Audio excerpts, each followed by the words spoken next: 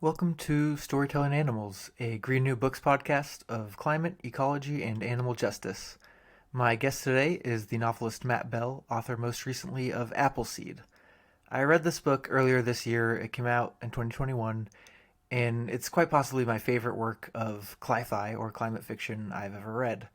It's creative, it's urgent, it's beautifully written, blending myth and sci-fi, and just absolutely electric with ideas. Like the best of the fruit for which it is named, Appleseed is juicy, dripping with fears and hopes and doubts and mourning and maybe most of all love for this world we live on. But what is it actually about? This is a harder question to answer. I let Matt take a stab at it in the interview, but even though we mostly avoid spoilers and specific plot details, and we often talk about issues that are not directly connected to the book, it might help if beforehand, to help you follow the conversation, I introduce the basic premise and a few character names ahead of time. So, for the most part, every 3 chapters takes place in a different time period.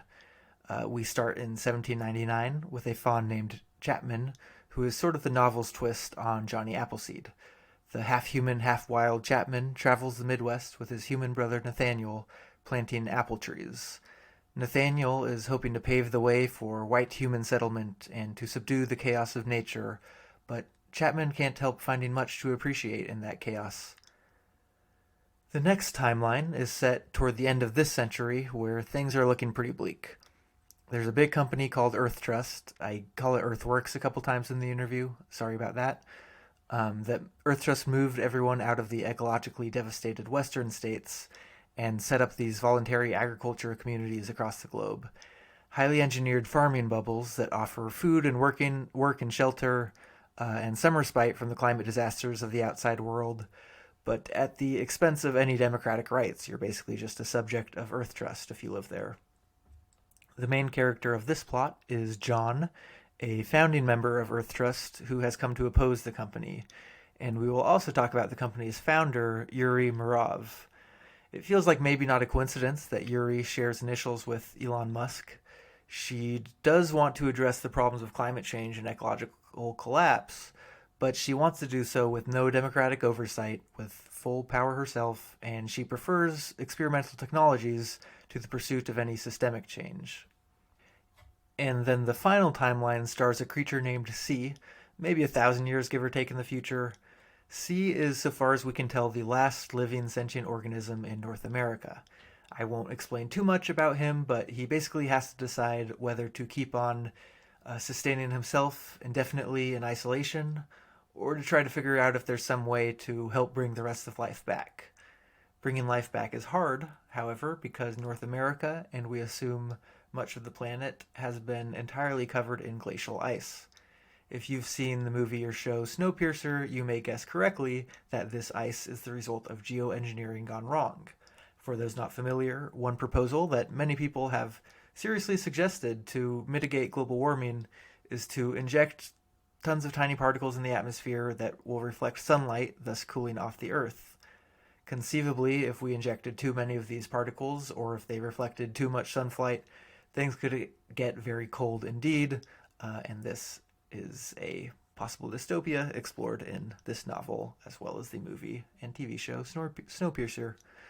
So when I first heard about Appleseed, I thought it sounded fascinating, but I also didn't love that the future dystopia was an ice planet. Wouldn't it be more helpful to imagine an overheated planet? But when I actually read the book, I realized geoengineering is the perfect plot device, because what unites all 3 timelines is that you have these characters who seek to tame the planet. Nathaniel, the apple planter, and then the geoengineers who seek to remake the planet in a particular image that serves particular people. And then you have other characters who strive instead to undo these hierarchies, where one person chooses what, or a minority of people choose what the planet should look like, and instead these resistors seek to share the Earth's bounty with all, human and non-human alike. In this sense, as much or more as the book is about climate change, it's about democracy and technology and resistance, and we talk about these issues in the interview. Okay, this is already a longer than normal introduction to a longer than normal episode, but it is worth mentioning briefly that Matt Bell is not the only author these days using sprawling, multi-generational, multi-genre narratives to explore big issues like climate change. The novelist and critic Lincoln Michel recently attempted to define and name this trend, calling these books speculative epics. He traces the lineage back to David Mitchell's Cloud Atlas and says there's been a recent surge in this type of novel, including Appleseed, as well as other new and recent books like How High We Go in the Dark and Cloud Cuckoo Land. Matt Bell mentions in our interview that starting Appleseed with a story of Manifest Destiny in 1799 meant that he had to look further to the future if he wanted to finish this story, because the effects of the settler colonial era are ongoing and far from over. It's interesting to think about how climate change, which is also an issue where the past and present can affect the far future, might be inspiring novels to be more experimental in their attempts to address it. Obviously, experimental novels and ecological novels have been around for a long time, even well before Cloud Atlas. But if it's true that the 2020s have seen a marked growth in this trend, well, if the others are anything like Appleseed, I am excited to read more speculative epics. Okay, on to the interview.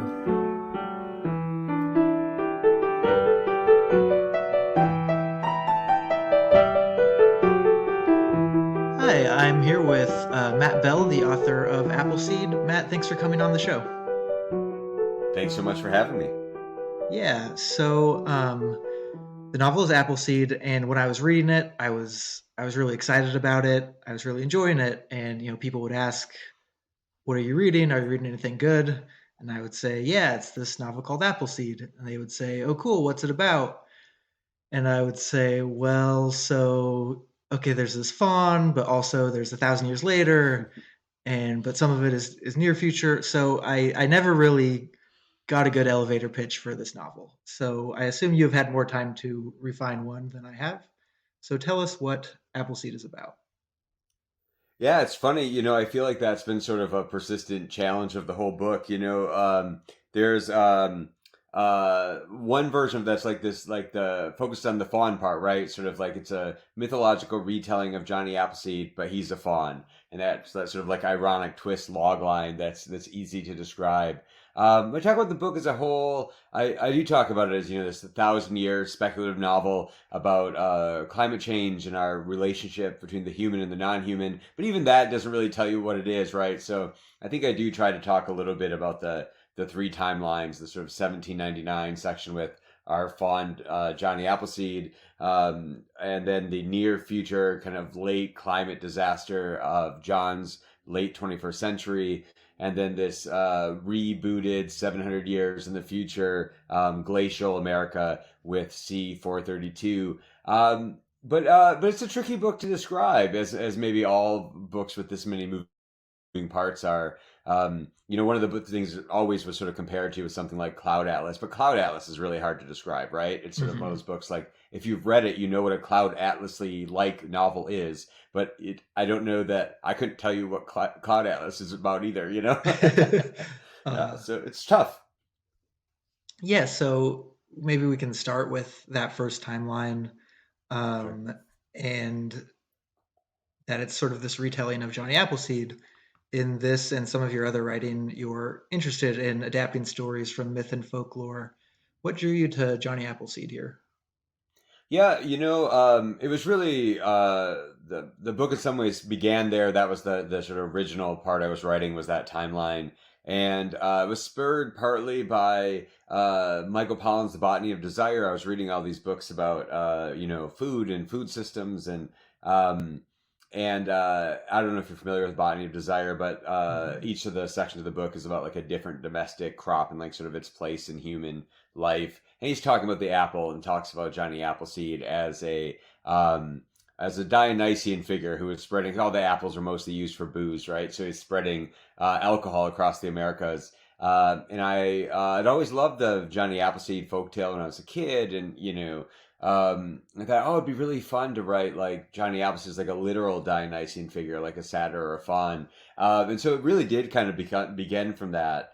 And then I think it turned really quickly into having all these interesting sort of angles. The half human, half animal character in this wilderness setting gave me access to both the human and non-human worlds in a way that more straight retelling would not have. And that just ended up being really generative to sort of begin in that place and sort of spiral out from there. Yeah, so the main character in kind of the middle timeline, the near future one, is just a regular human, but the main characters of both the 1799 and the far future timelines are these hybrids. You said that sort of the faun is half human, half wild. We've on a previous episode of the podcast, I talked with the author Laura Jean McKay about writing characters who are dingoes or are mosquitoes who are wholly Mm. non-human. How did you approach writing these sort of hybrid, part human, part non-human characters? Yeah, I wish I could say I like knew in advance how to do it, although that would not probably be true. I think in some ways, I mean, I think a thing I think about in my own life, and this is the part that's present in John's, is you feel the at least I feel sometimes like the estrangement between my life and the natural world, and estrangement between me and sort of wild animals. And I like to believe there was a time when humans were not as estranged, but maybe it's hard to get back to that from where we are. You know, Mm-hmm. it's easy to it's something to think about, something I feel toward, but I think the true sort of connection I hope we once felt with the world around us is very difficult for me to get to. And so in some ways, it was imagining people with more access to that. Like, what would it be like to have a more access? But I think, you know, Chapman is raised by humans. He lives in a mostly human world, and his access is a little limited too. You know, I think he Mm-hmm. has more, but it's not total.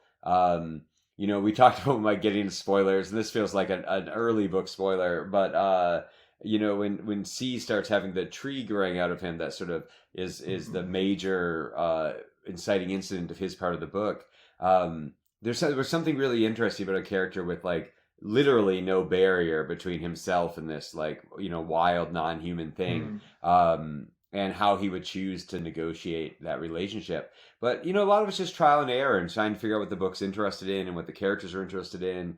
Um, you know, trying to let animals in the book be themselves, not just only being seen for like you know how they interact with humans or how they're useful to humans.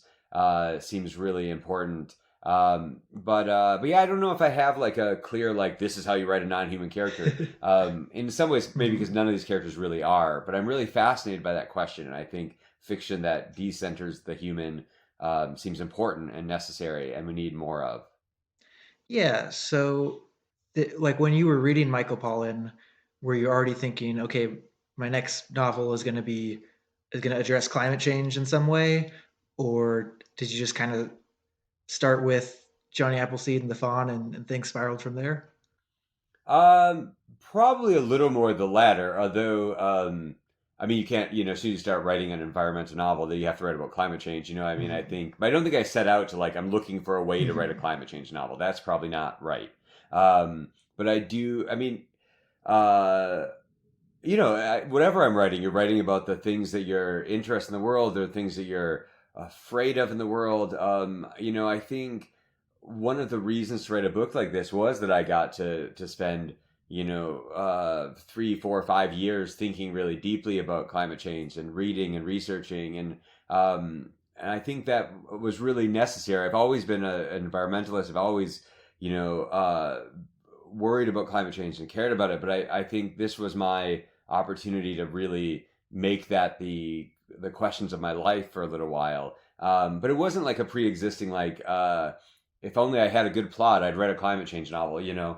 Mm-hmm. So, but I do think that you know the it seemed really clear to me as soon as I started writing about 1799, and I don't know if I knew exactly what year I was in when I started, but that settler colonial manifest destiny timeline that I was going to need more time, that I was going to need to like go into like the future, into our time and into the future, partly just because the things that are happening in 1799 can't really be seen from it, right? The effects happen in the future, Mm-hmm. the both the like kind of ideological effects and the physical effects on the world.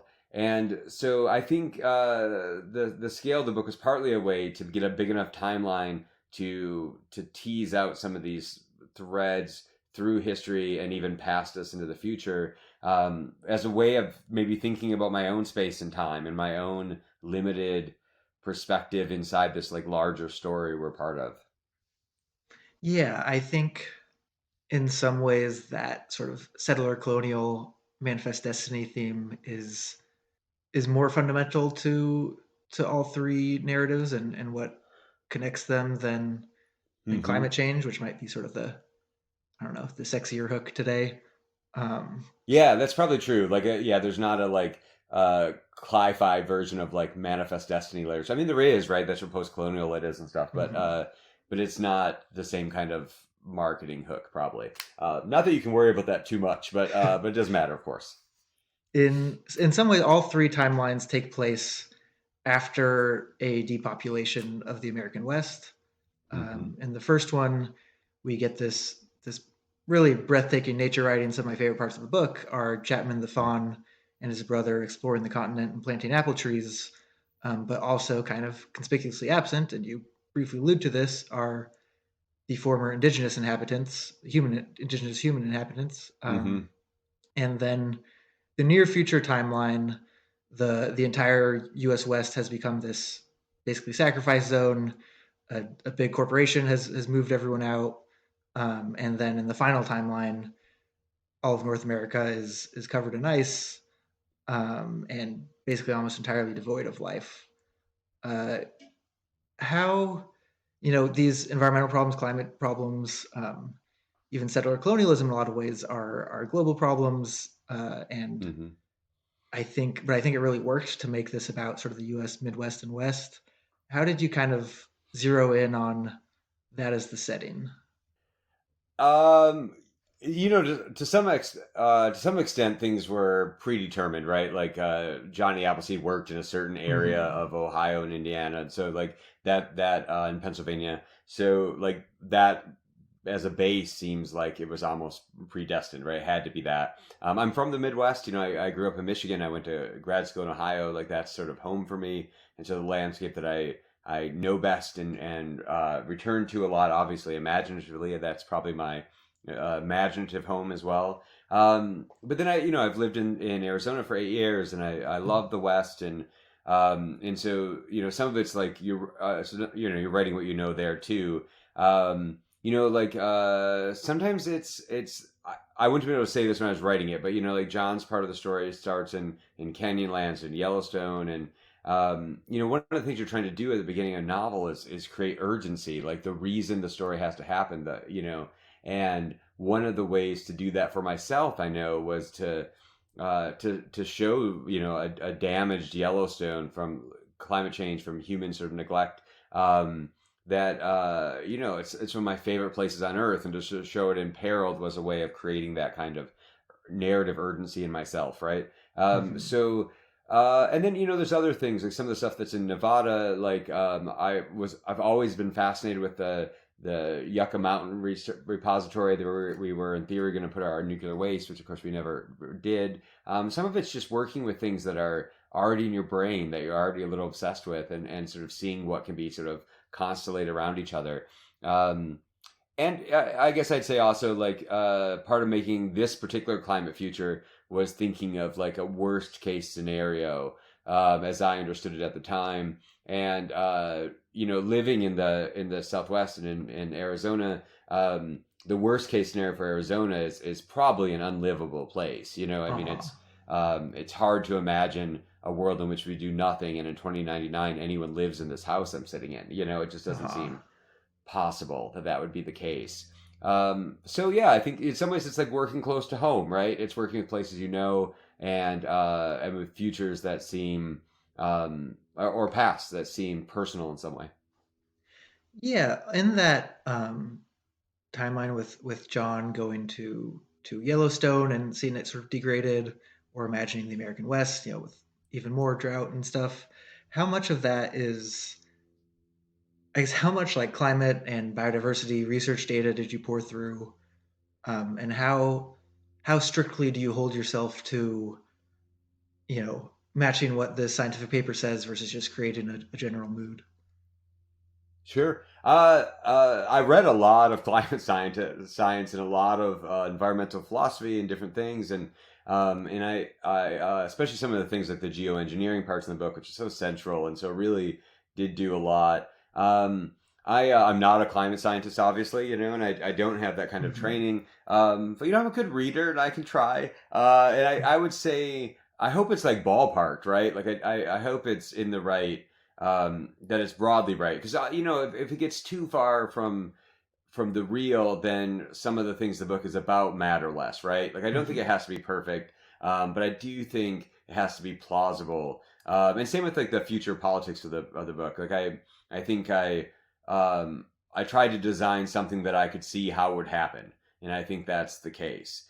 Doesn't mean it really could or really would, but like for me, it seemed plausible. Of course, a lot of the explanation comes out because it's not really that necessary for the reader. But I did probably write more in at one point.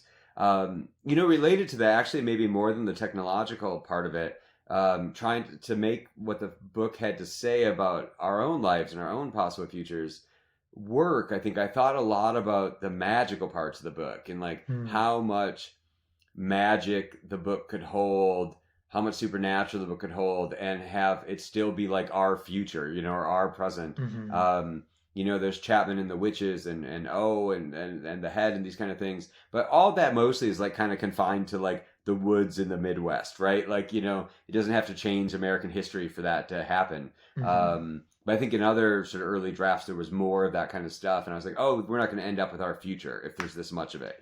Right.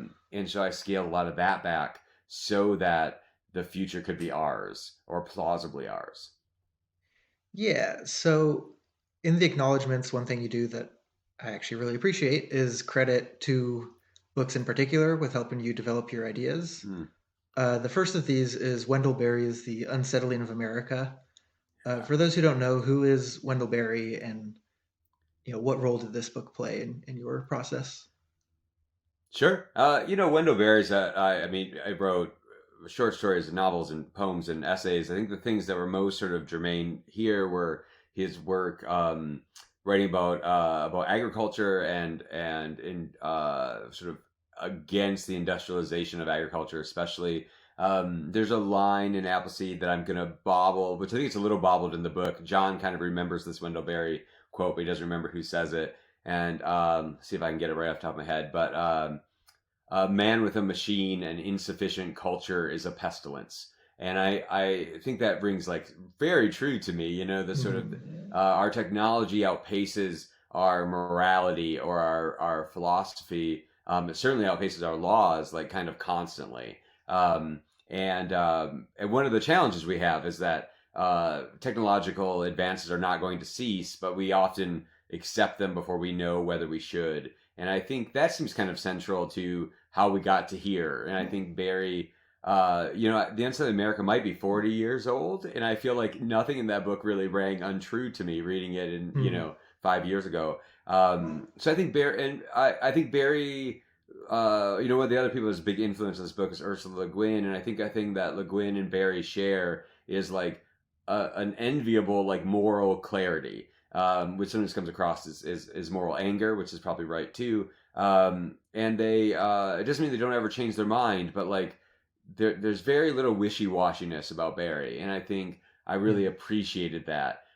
It's easy to get into this sort of manufactured doubt, nihilism, fear sort of place with climate change. But that doesn't mean there aren't answers or there isn't moral clarity to be had about some of these things. I think Barry was a good example of how to um, think in a way that is curious and interested, but also like not afraid to make a conclusion and sort of live by it.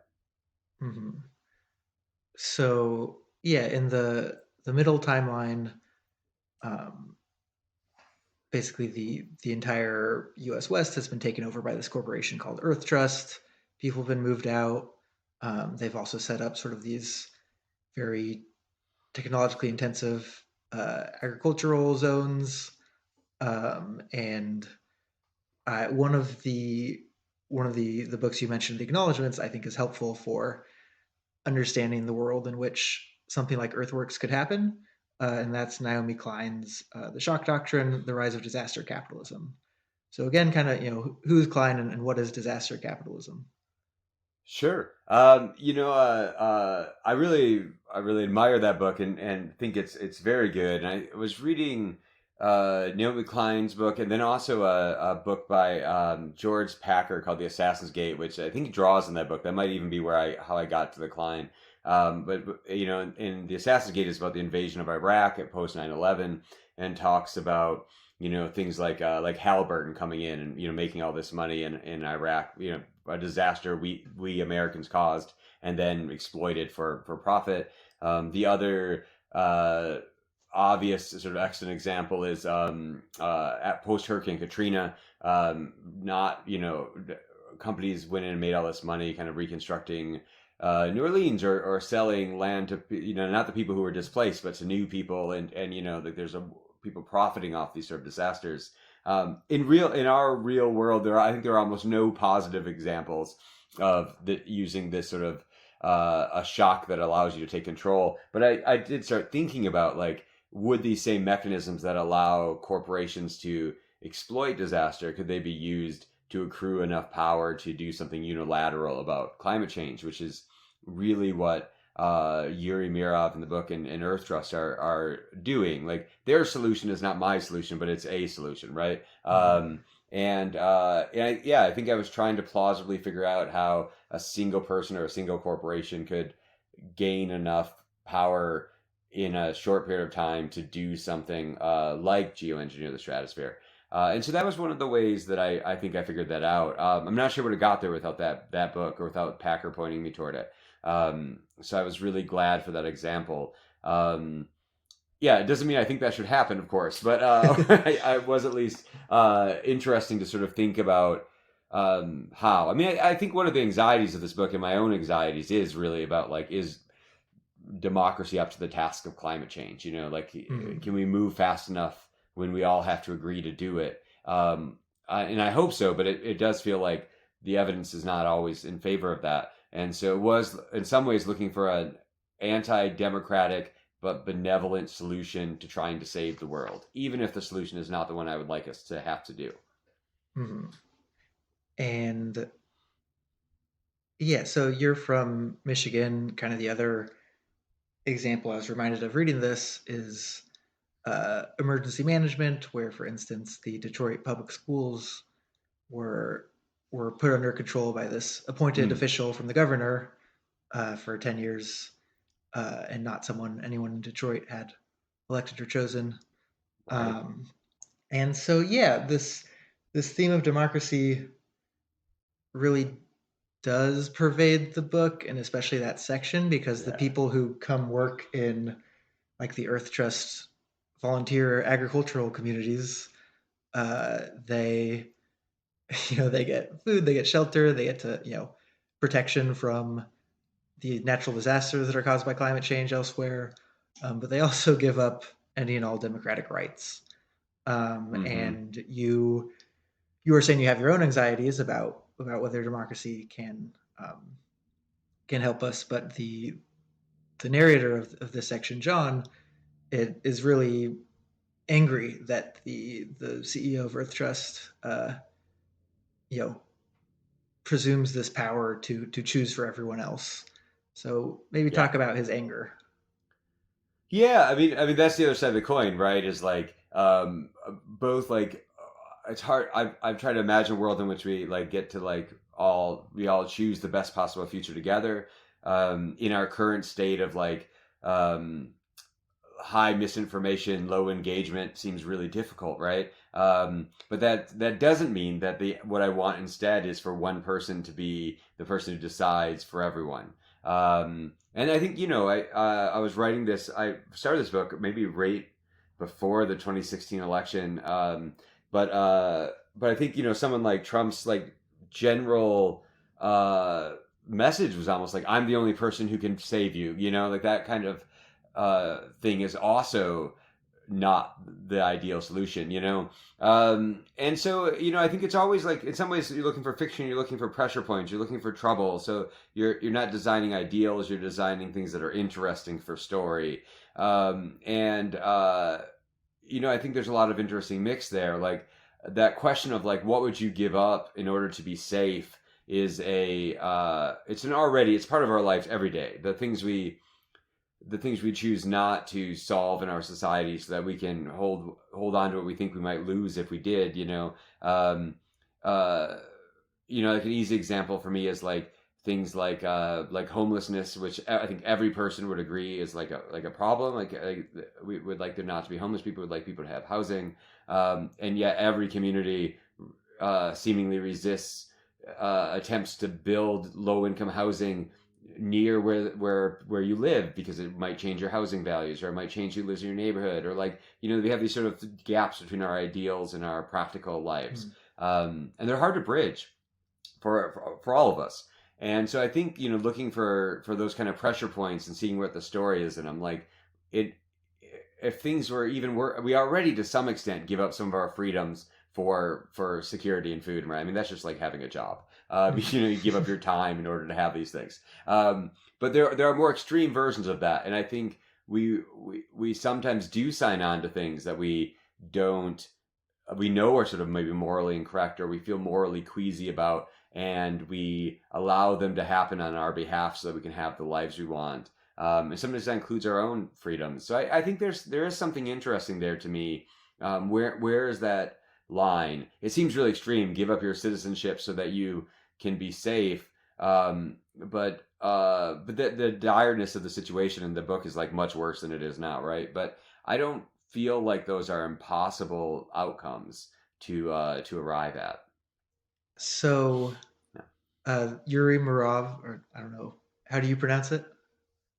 I see Mirov, but either way is probably fine. Mirov. Yeah. It's Russian, right? And I don't speak Russian, so like however you want to do it is probably great. He was anglicized while she was here. What she wants to choose for everyone is solar radiation management, a form of geoengineering. How did solar radiation management, geoengineering, become part of your story? Yeah, I mean, I think I was reading a lot of possible sort of climate change remediations, of course. It's partly maybe part of the story because I think it seems like a bad idea. So like it's also like something I would prefer we didn't do for tons of reasons, some of which are in the book. I think it also seems like something that's going to continue to be advocated for because it's cheap and we could do a version of it right now if we wanted to. Mm-hmm. And so it's while I was selling the book, I was talking to editors as my agent was selling it. Andrew Yang was running for president, and his climate change platform was geoengineering. Okay. And he won't be the last major party presidential candidate to advocate for it, right? Mm-hmm. You can read a op-ed advocating for it once a month in the New York Times. Like it's gonna keep coming around. And again, if we are backed totally into a corner, it might be something we had to choose, and that seems like we should start thinking about it now if it's one of our potential futures. It's also like I think it's reasonably understandable, like in a shorthand way. Other things would be more complicated to dramatize. It's something you can imagine happening in a book where other kinds of like carbon sequestering is not at least the way I understand it, very visual. It's hard for me to understand how to like make that dramatic. But yeah, I think one of the reasons to talk about it is like it seems it's going to be a idea that is presented, and it's also a climate solution that in theory doesn't require us to like change our lives, which is one of the reasons it's attractive.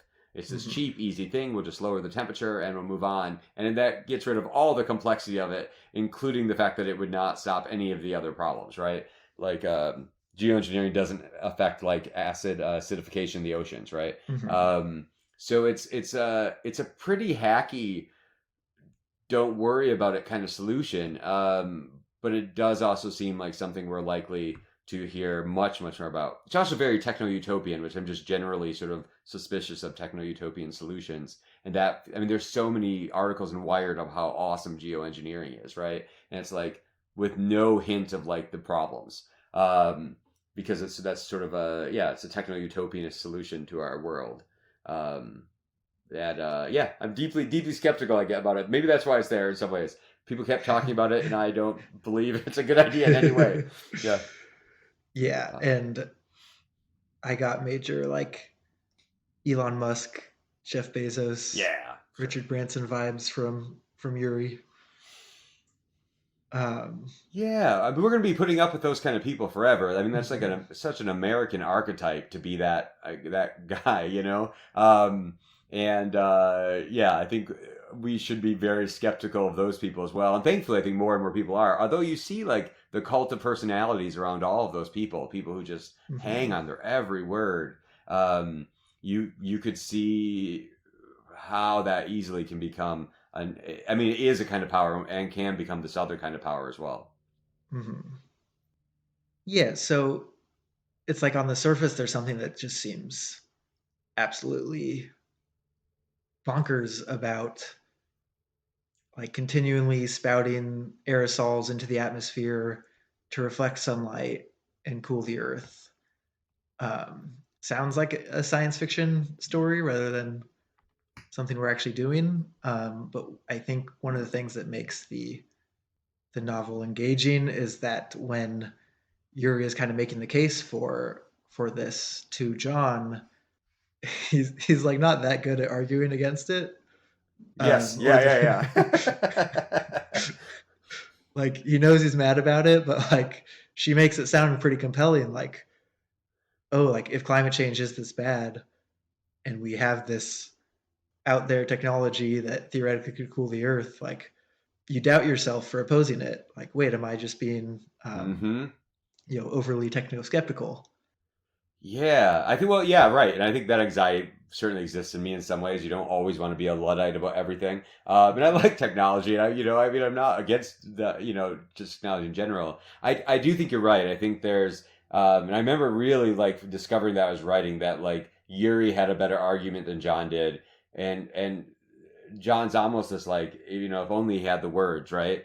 Mm-hmm. And I think that's how you feel reading some of those things. It's like, who would be against this vision of the future where we cool off the earth a little bit, it gives us time. I mean, it's always that thing where like we'll eventually invent the technology that makes the thing we're doing now okay. And we're kind of at the far end of like the industrial revolution's version of that story, right? Or at least getting to the far end of it.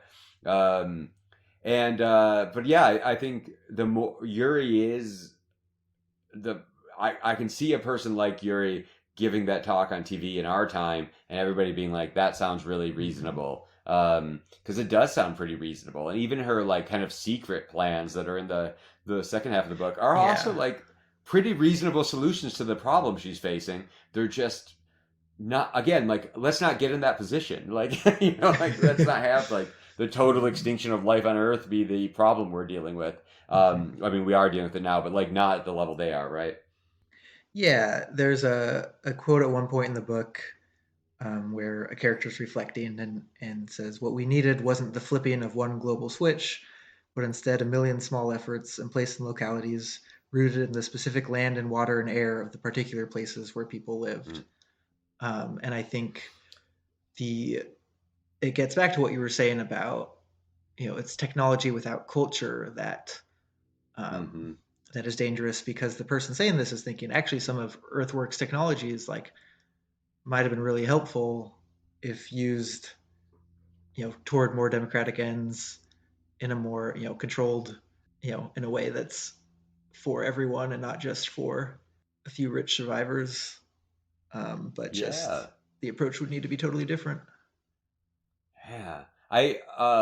This isn't really part of the book. It's something I think I got interested in afterward, but I have been paying a lot of attention to the way solar power is sort of being expanded in the U.S. And I'm sure this is not universal, but a lot of the solar power startups are also still like very capitalist. They're just capitalistic, unlimited growth kind of things, right? It's like make as much money as you can as cheaply as possible, rather than finding like the best way to do solar power, right? Mm-hmm. And so we have like anti-union solar power companies. You're bulldozing a wetland to put in a solar farm or something, and it's like, well, this is not what I was hoping would happen here, you know. And it's partly because like using capitalistic mechanisms to undo the damage of capitalism is not going to be good. These people are in the solar business not because solar power is the right thing for like the future of humanity, but because there's money to be made in it, right? And so they're doing it in the way that increases profits as much as possible, as opposed to the way that is best for the most amount of people or for the world, you know. Hmm. And you just and I'm not surprised that's where we ended up, but it's discouraging to see these things. We end up in weird places where maybe it's in California, but like the electrician unions are lobbying against the expansion of solar power because the solar power companies don't use union electricians. So you end up in these weird places where the electricians union and the fossil fuel companies are allied against the solar power companies because they don't, you know, we just like this can't possibly be the way forward, you know. Yeah, that's Um, and fascinating and it's depressing. very discouraging. Hmm. Yeah, you're in Arizona. I'm in California. I know Yeah. also in the desert, there's been lots of conflicts over solar panels displacing, a desert tortoise or a bighorn ram or Yeah, yeah, yeah. zap birds in the sky, and kind of conservationists and climate activists have been at odds in some places, and it's unfortunate because we are theoretically all part of the same project or want to be part of the same Right. project of making this world livable for ourselves and others. Yeah, Um, absolutely, of course. so this actually, I think, does circle back to a theme in your book, which is I just want to read this quote from relatively early on, um, where Chapman the faun is making his way through the Midwest planting apple trees. Um, Chapman aims to hurt no other creature, but every fallen tree spills birds' nests, squirrel hovels, spider webs, and wasps' nests. Everywhere the brothers make a home for an apple tree is somewhere something else no longer lives. He goes on, it's impossible to do no harm, but how much harm is permitted? And I think, like, yes, we should be building solar panels somewhere. I Right. think humans have as much right as any other species to provide for ourselves and have food and shelter and Mm-hmm. safety, but not necessarily so much more right than every other species, or some humans have so much more right than other humans. Um, so, yeah, how did working on this project affect your thoughts on this necessary harm that comes from just being a creature who needs to make food or shelter or comfort?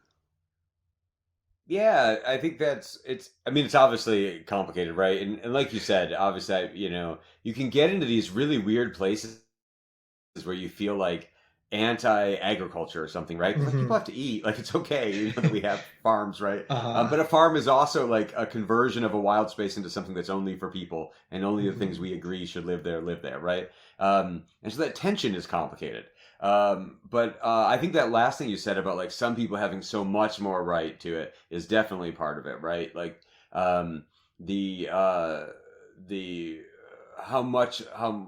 how much do you need, how much of the world should be converted to your use, like individually, not just a human Hmm. use. Like um I think about that a lot. Just I mean, COVID was just a everyone should be even more aware than they maybe already were of the way in which your life, whatever it is, requires somewhere on the like the work of other people, sometimes the suffering of other people, the endangerment of other people. You know, I work from home a lot now, but during COVID, I just stayed in my house, right, and went out to get groceries. And the people at the grocery store, of course, were there all the time, being sort of exposed. And like, if you didn't understand before that your life was dependent on like other people being put in more harm's way than you, it was like incredibly obvious in the last 2 years. And you know, the book was done before that, but like that kind of thinking was made even starker for me by the last couple of years. And there's obviously a natural world sort of version of that too. The um, here in Arizona, there's we have maybe like I feel like we have the only like large scale copper mines left in the U.S. and several of the biggest in the world. And obviously, copper goes in every piece of technology you have, including this, Hmm. computers we're talking to each other for. And the place where they mine them in Arizona is beautiful, beautiful landscape that has been like mountaintop removed, into like strip mines. And it's incredibly ugly. And every time I drive through the place, it's like just heartbreaking to see these beautiful mountains reduced to this. And then I have a house full of technology that is like the thing that's done for. Like that mountaintop is taken apart for me, you know. And that's complicated. And like you said, it doesn't mean like you're not allowed to own a computer. It doesn't mean you're not allowed to like eat, you Hmm. know. But at least you can acknowledge that it's being done, or that you have some. This is the word I think about a lot. I guess it gives some complicity in it, and you have maybe a responsibility to try to like reduce harm where you can. It doesn't have to be to zero. It doesn't mean giving everything up, but like if you can do less harm, do it. And for most of us, there's somewhere we can make a choice to do less. Yeah, I think complicity was already going to be the next thing I was Yeah. going to ask you about, because there's sort of, in the way we talk about climate and ecological issues, there's sometimes people are sort of, oh, entirely the solution is you make these individual choices, and that doesn't feel right when we look up at the governments and corporations and whole structures and systems that are set up to put forward a certain way of life. Right. But on the other hand, you sometimes hear on the left like, oh, it's 100 corporations are responsible for 70% of emissions, is a stat that was popular for a while. It's Right. like, yes, and like, where does the like who uses the energy these corporations produce, or buys the stuff they make, or eats the beef they, or whatever, and so I guess the characters in your book are definitely aware of the ways in which the rich and the corporations and the governments sort of bear the lion's share of the responsibility. But they also, like John says at one point, he doesn't forgive those who came before, but he tells himself he also doesn't flee his own complicity. There is no Mm-hmm. crime into being born into a harmful story, but surely there's sin in not trying to escape. And then another character maybe takes it even farther, saying the problem belongs to every last person. Until it's solved, Mm-hmm. everyone remains complicit, even if they resist. And how do you think about, I guess, like politically, this the degree to which like it's not our fault as individuals, but also it is? Right. I I mean, that's the question, right? I mean, I wish I knew for Mhm. sure. But as you were reading those two quotes, I started thinking about. Um, I think this problem maybe on the among the Democrats, among the left, among people who are on the left who wouldn't consider themselves Democrats, is sometimes very people are very good about having like acceptable ideas or acceptable sort of moralities or whatever it is. Like you believe everything for the right reasons, but we're very as a broad group bad at exercising like gaining or exercising power, right? So like having right ideas is not improving the world, like making them even if slightly compromised, making them happen in the world is. And I Mhm. think that just that awareness, like, oh, the world is complicated and I'm complicit and I wish things weren't this way, is like that's like a first step. That's like your eyes are open, and then there's like what can you do about it? And as an individual, often not very much, right? Like you can do all the things in your house. Like I'm a childless vegetarian who drives a plug-in hybrid who recycle. You know what I mean? Like you do what Mhm. you can do. But at the same time, that's not really producing systemic change in any way, right? Mhm. Because you can't do that yourself unless you're Yuri Mirov. But I do think like we could stand to be, and this includes me, absolutely stand to be better at like making the things we believe manifest in the world a little more than we do. Obviously I don't know where you are politically, but like it's been a very frustrating year watching like the Democrats be in charge of everything and be unable to do anything. Yeah. Um, it just feels like we're the Trump era felt like a waste of 4 years for climate change, even in the places where he didn't make things worse. And this feels like people who believe all the right things are still wasted another year, Mhm. and that's frustrating. I think so. Maybe that's part of it. It's like figuring out how to translate shared morality. Like everybody I know believes more or less. I mean, like my friends, right? Like believe like more or less the same things I do. but the shared thing we make happen in the world together is probably not enough. And maybe that's the next step, is like for when we find ways to turn those individual awarenesses into collective action. And obviously lots of people working on that. This is not like a new idea, right? But like more of us could choose to be part of that collective action, and not just tweet the thing we believe, right? Mm-hmm. Yeah, it's honestly it's sort of difficult to fathom or like know what to think watching like ostensibly a congressional majority of people who Right. would at least say they think climate change is a problem. Just like they can't do it. Yeah. Yeah, uh, and you just think like the discouragement of that for everyone mhm, who got them there. I mean, it's so mhm, yeah, the sort of nihilism. There's nothing to be done, or people won't ever really do anything. So why bother? Is definitely one of the biggest dangers of the climate change era, right? mhm. Um, I think I'm a reasonably skeptical person, and trying to have like your skepticism and your hope ride alongside each other sometimes is a difficult thing, right? Mhm. Yeah, and I think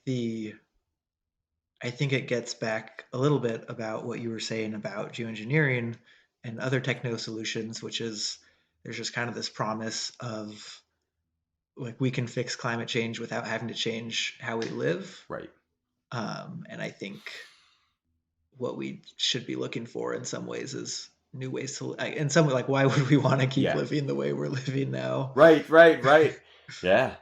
Um, I mean, I wonder that what the energy of the next couple of years will be. I think there's so much like real and understandable sort of anger in many camps coming out of COVID, which really did, I think mhm, expose the sort of all these sort of things in ways they had not been before. I think the people who are so many of the people who are like in this like great resignation or whatever we're calling it, great resignment, whatever we're calling it, everybody's quitting their jobs. There are people who are mhm, quitting also like white collar jobs and jobs that in some ways were not like you were not put in danger during COVID, but it was became very clear that maybe like your employer did not have your interests in mind ever. And I don't know, like it mhm, might. Hopefully, some of that energy becomes some of this other kind of action because it is related, but it's just whether we go on to solve this is you see the way the institutions do not care for you as an individual, and maybe you solve that for yourself rather than trying to solve it for everybody, right? So I'm hoping so many people are feeling anger and dissatisfaction in a way that can be harnessed toward good. The worry, of course, is that it will be harnessed in the exact opposite way. But it does seem like there's a chance for real change in sort of even like ultra capitalist sort of America right now that maybe didn't feel like it existed 5 years ago. mhm, Um, we'll see. I hope. mhm. Yeah, so shifting gears a little bit, one thing that Yeah. really comes through in the novel is your attention and love for the non-human world. Hmm. And we've talked about, thinking of new ways to coexist with the non-human world. Yeah. Uh, where does that come from for you? Like, where does are there profound experiences you've had with animals or landscapes, philosophical journeys? Yeah, where does your love for the non-human world come from? Yeah, I mean, some of it's just I grew up in in rural Michigan, and spent my huge portion of my childhood outdoors at our own home, and also hiking and backpacking and kayaking and the Great Lakes and the Upper Michigan, and so the landscape I just really deeply love and matters to me a lot. And I grew up in a family of like deer hunters, but people like people who deeply like love deer and care about them, and it's always complicated, right? But is that was part of a love of the nature where I grew up. I still am all those things. I'm a trail runner. I spend a lot of time here in the desert, out there out by myself. My wife and I both hike and backpack a lot together. My wife is a birder and a master naturalist and all these things, and so we we do, I think, engage a lot with it. It's something that is our want is always to be sort of closer to it. So I think that's, there's this sort of just personal experience part of it, right? Um, and I think, when I was writing Appleseed specifically, I had this note taped to my monitor for a long time that just said, go big with wonder. And I think Mm. that was sort of like my marching orders for the book, that I wanted people in every area of the book, even the sort of more degraded natural worlds, to still feel wonder at the life that was around them. Even when John's in the very not natural part of like the voluntary agriculture communities, like he sees wild birds and stuff, right? Like they're sort of, and Mhm. he's thrilled to see them. And this idea that even if you live in, I mean, I live in uh, a sprawling city, in a suburb far from the city center, and but there's nature all around me, right? And it's wondrous to sort of have around me. And I think trying to build that engagement with wonder at the natural into every part of the book, um, I think seems important to me, partly because like the wonder toward the world is part of the reason to save it, right? The Mhm. idea of a world without this kind of wonder in it is as heartbreaking as anything else for me.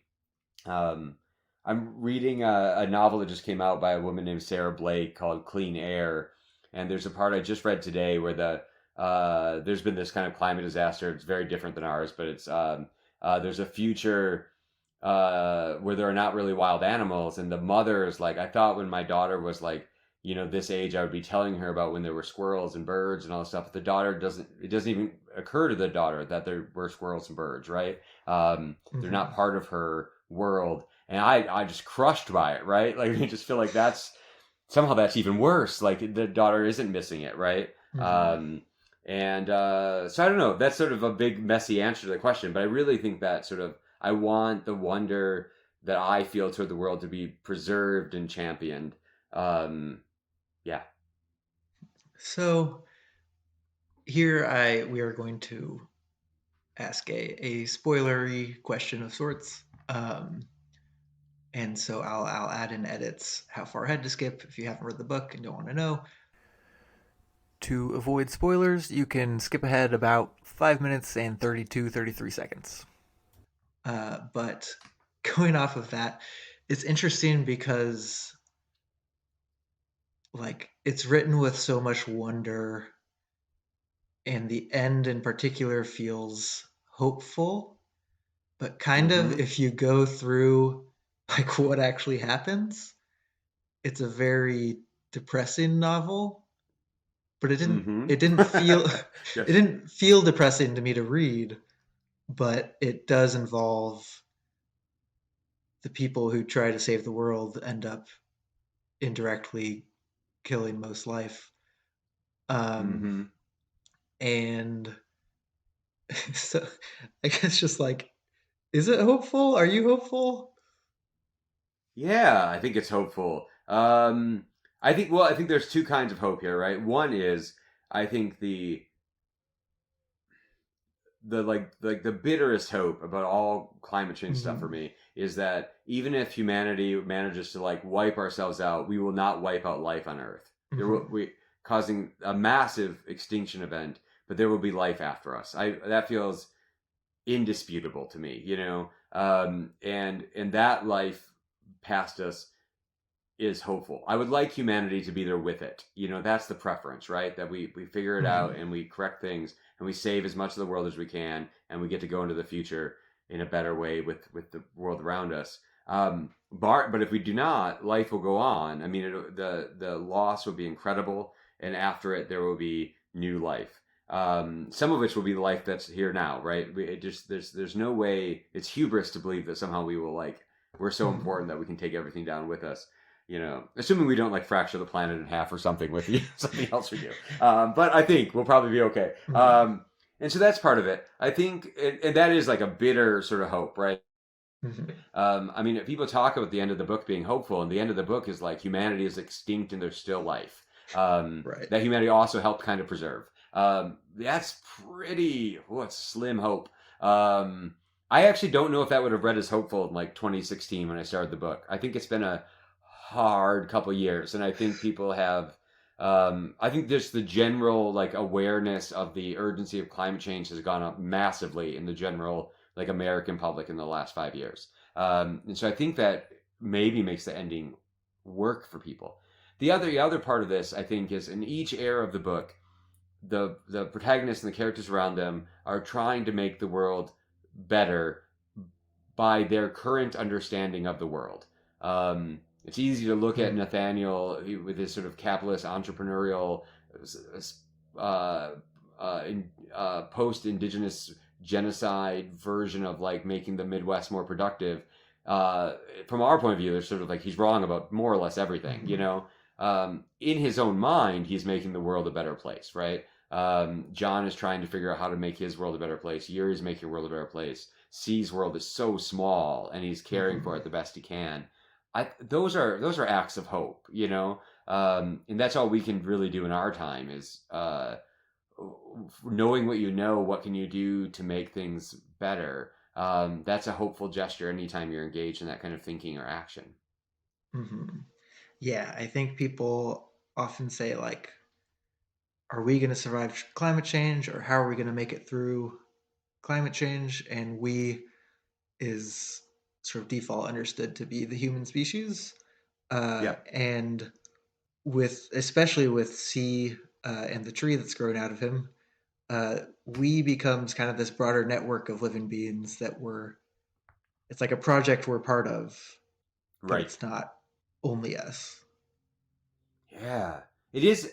I think, I talked before about like that estrangement between the natural, you know, that like that feeling of like, I mean, when we talk about like going into nature, right? You know, I mean, you know, like the like it's this separate thing. It's hard. It is hard to like ally yourself with the world in addition to being with other people. But I do think more people are thinking that way, and I think it is a thing. Like even if I can't feel it, I intellectually can know it sometimes and act as if I feel it, and maybe later I'll feel it more. You know, and I think thinking of all the living things in your space as being part of you or being the community you're part of, that seems so crucial to me. I mean, there's obviously a human version of that. Like we so easily do us versus them. And the more you can see all the different people in your space or in the planet as you, the better off humanity will be. But there's obviously a human versus non-human. I mean, even saying versus, right? There's a human and non-human version of that is the same thing. Like to see the animals that live in my neighborhood and live in my yard and live around me as like my neighbors should not be as hard as it is. But I think we can practice it and get better at it, and then we'll do better by those creatures as well. Mm-hmm. End spoiler section. You wrote this kind of roundup of climate change themed fiction, where you wrote, at their best, cli-fi, climate fiction narratives, always become technologies of future making, for making our future. I was wondering if you could sort of expand on what that means and how that affected your own work or how it affects your future work. Yeah, I mean, I think Ursula Le Guin said once that like every utopia contains its own dystopia. Every dystopia, you know, contains its reverse, contains utopia, and I think that's true. And so even when you're writing about a future that we might not want to end up with, like the one in Appleseed, it kind of contains the better future, right? The choices that could have been made that got us a different place are sort of in there. You're always also speculating about like a better future. And I do think it's hard to imagine like ending up in a future we can't see in any way or a good one, you know? I think some of the things that we need to probably do to get to a future that's better for more people and better for more of the world will feel like giving things up. And so we might need to have imaginative versions where we can see what it would be like to live in those places. I was talking with a friend a while back, and we were talking about defund the police kind of movements, and you know, something that like we both just kind of felt like kind of hard to think totally about, like what would it actually look like to live in a city with no police force, right? I'm like, but that's the thing a novel could do. You know, you could like game it out, you can figure it out, and like getting to read a novel set in a world with no police force where everything else was done in some other mechanism might make it easier for people to imagine living in such a place. And so I think that's really important. And, in some futures are warnings and some futures are aspirations, and we need to have both of them. I think as I was writing Appleseed, I obviously knew I was writing a pretty dystopic future. Um, but I did try to think about things we will probably really do, some of which are better solutions. Like they're part of what Earth Trust is doing is inventing crops that will be able to survive in a warmer climate. Like we probably do Mm-hmm. need to do that, like because the warmer climate is coming. Um, we're probably not going to be able to live off the things we lived off 100 years ago in 100 years. So some of that seemed like there's these little utopian pockets, or little like at least like if it's not utopian, at least practical. Like we're Uh-huh. gonna probably need to figure this out. Um, and so I don't know. I think that kind of thinking is really interesting. And there's small ways in which you're imagining what it would be like to live in the future. We are going to live in the future if all goes well, at least in the short term. Mm-hmm. And I think trying to imagine how it will be better than now or how we will avoid it being worse than now seems like an important thing for people to be doing. And really, the best parts of it for me are where people think on top of the book. Other people writing about it and thinking past its ideas or thinking on top of its ideas. I find incredibly gratifying because that's what I did to get to my book, right? Mm-hmm. And I'm really excited. Any idea in that book that someone could improve upon seems great, right? Yeah, and I'm sure that's true of most of the other kind of people doing this kind of speculative work. Yeah, you teach a class on climate fiction, or you used to, is that correct? Yeah, I've taught one in the past directly about climate fiction, and then I also teach a class on world building, which frequently still involves, of course, reading climate fiction as well. Hmm. So I that seems to me like a kind of an interesting space for thinking beyond the ideas in the novel. So what Hmm. are some of the things your students respond to most in stories like this? Sure. I think I'm thinking about like Paolo Bacigalupi's The Water Knife, which is set in Phoenix, right? So it's a Hmm. near future Phoenix. And I don't know if you've read that. But it's I have really not. a pretty good explanation too of like the Colorado River compact and like how water is shared in the Southwest and sort of the issues based around it. And then a like again kind of a worst case scenario like when the water is gone or mostly gone, like how will the political tensions sort of change this way? And it was of course both interesting to talk about this particular future, but even the students from Arizona, or well, a lot of our students are from either Arizona or California, at ASU, and um, students had grown up in both these places and never really thought about where the water comes from, and maybe Mm-hmm. but you don't think about it that much. Hmm. And even just having that be really present for a while, that like there's all these irrigation canals all through Phoenix. Like that's where I go running on them, so I think about them a lot. But students who'd grown up in Phoenix had never really thought about the canals except as like a feature of their neighborhood. It was like, where does this canal go? Where does it come from? And they didn't really know, and sort of surfacing the way the natural world had been manipulated to make life possible in Phoenix was really interesting. And sometimes it like freaks students out a little bit, and sometimes it was just a curiosity they'll forget about right away. But I think I don't know, like showing how your life exists is something that I think is purposely hidden from us a lot, so that we don't think about it that much. And sometimes climate fiction just made that sort of visible. Hmm. Yeah, and I think I often teach it through like genre fiction, partly because the students are sort of hungry for genre fiction, so they get excited about reading science fiction and fantasy, Hmm. like N.K. Jemisin's The Fifth Season or something, and and then they stay to think about the climate change, stay to think about the future, and yeah, it's a good trick, and hopefully what I can keep pulling off. And of course, they Yeah. do deeply care about it. Like my undergrads are like they're so much more interested in like systemic change and what the future will look like than I was as an undergrad. I mean, I think like Hmm. it's sort of amazing to be around. Well, I guess on that hopeful note, is there Yeah. Is there anything more you want to add or talk about? No, this is fantastic. Thank you so much, Dayton. Yeah, thank you. This was great.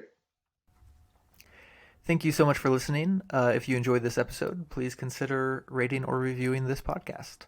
And if you like kind of creative, genre-bending fiction about ecological issues, the Storytelling Animals Book Club will be reading Barn 8 by Deb Olin Unferth this month, to be discussed on Tuesday, March 29th. This book club is for supporters of the podcast on Patreon at the Lorax tier and above. Please go to patreon.com/storytellingpod if you would be interested in joining this book club and supporting this podcast. Thanks so much.